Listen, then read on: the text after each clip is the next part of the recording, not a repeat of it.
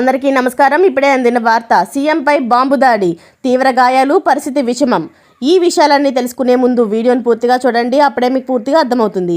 అదేవిధంగా చాలామంది సబ్స్క్రైబ్ చేసుకోకుండా వీడియోని చూస్తున్నారు. దయచేసి సబ్స్క్రైబ్ చేసుకోండి.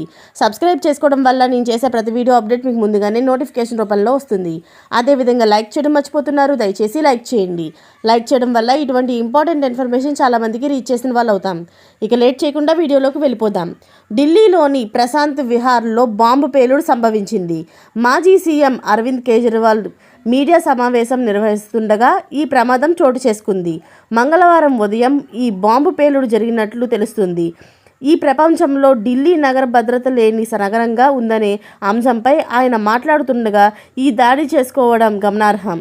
అయితే సమాచారం మేరకు 4 అగ్నిమాపక శకటాలు సంఘటనా స్థలానికి చేరుకున్నాయి.